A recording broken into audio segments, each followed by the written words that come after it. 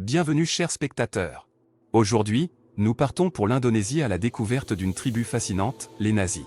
Ce qui rend leur culture si unique, c'est la pratique étonnante de permettre aux sœurs d'être les épouses d'un seul homme. Dans cette vidéo, nous explorerons les raisons derrière cette tradition et les implications qu'elle a sur la vie quotidienne de ces femmes. Vous serez surpris par les dynamiques familiales et les défis auxquels elles sont confrontées.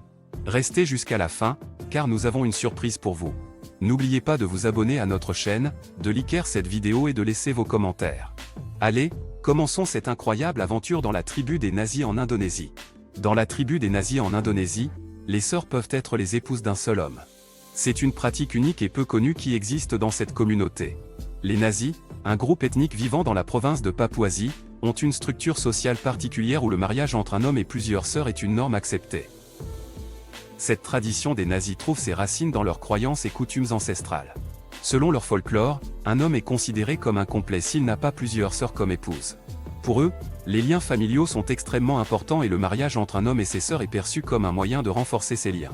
Dans cette structure matrimoniale particulière, l'homme est le chef de famille et toutes les sœurs mariées vivent sous le même toit. Cela crée une dynamique familiale unique où les sœurs partagent non seulement le même mari, mais aussi les responsabilités quotidiennes et l'éducation des enfants. Cette pratique soulève souvent des questions et des controverses de la part des étrangers qui découvrent cette tribu pour la première fois.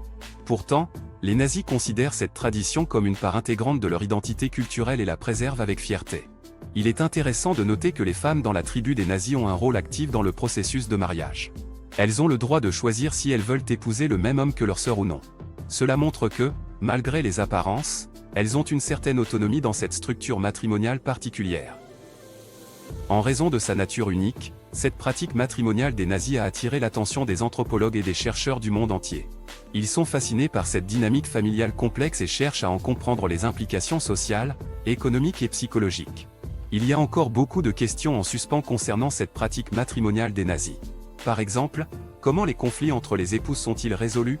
Quel est l'impact psychologique sur les enfants qui grandissent dans un tel environnement familial? En conclusion, la tribu des nazis en Indonésie présente une pratique matrimoniale unique où les sœurs peuvent être les épouses d'un seul homme. Cette tradition, enracinée dans les croyances et coutumes ancestrales, crée une dynamique familiale complexe et fascinante.